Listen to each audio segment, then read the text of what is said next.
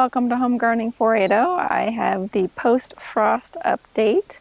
Today is January 13th. We had a couple of days of frost that pretty much put an end to any of our fall crops that were frost sensitive.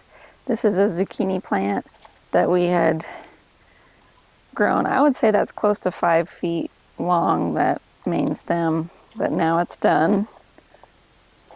And if you look here at our tomato bed, you can see that's done. The blades of grass that are kind of mixed in there, those are the leeks that had germinated and are growing intermixed with the tomatoes. So they actually look pretty good, but the tomatoes are done. Glad we picked them all. Yes. And if you take a look down here, some of the tomatoes were protected, and Osmond had just picked a tomato that was hanging under here and protected by this. Look, come on over here. There's still some. Yeah. And quite frankly, we could pick them, but gosh, we've got too many in the house. Yes, they still look good though. Yeah, those look pretty good. They were protected by this. Correct. This over the top. So. And I'm sure that if we were to also look underneath that, Well, there's going to be still some chances of finding good tomatoes that we missed. Yep. So this. Yep. Yep, that's still green and viable. And that can happen, you know, that you have part of the plant that gets frost bit, and then you have the other part of the plant that was protected. So I am not going to save any of this, though. We're going to start afresh. Yep. Clean it up and start fresh. Okay. Now, if you look back at the peas did great by the frost. What's about the fig?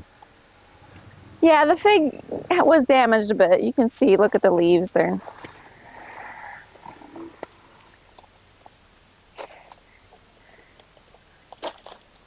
Still. The outer leaves were damaged. Yep. Yeah.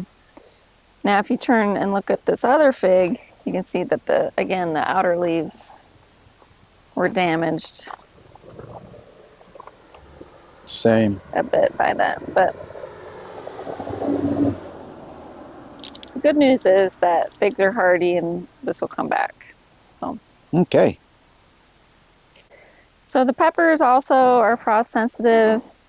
It looks like we might be able to trim them back, but I don't think that's going to work out with the amount of damage we have here. I had already picked off all the big peppers that I saw at the time before the frost came, but as you can see, they're pretty heavily damaged. So we're going to end up cutting those out and starting fresh. Yep, all the plants are going to come out.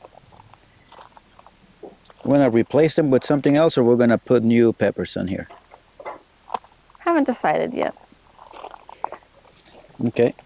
The potatoes were also damaged a bit by the frost. You can see some of them are a little more rough looking than others, but it looks like they're still alive.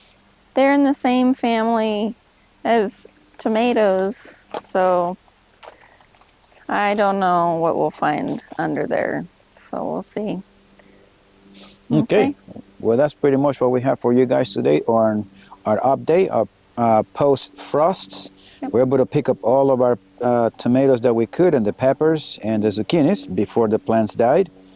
And we're going to show you a picture. We've got some that are already turning red and we've been eating, so. Yes, a lot of them. A lot of red tomatoes already, so. Like I said, they turn red in the house. Most of the time, most of them will turn red, so. All right, well, thank you for joining us, guys, and we shall see you on our next video.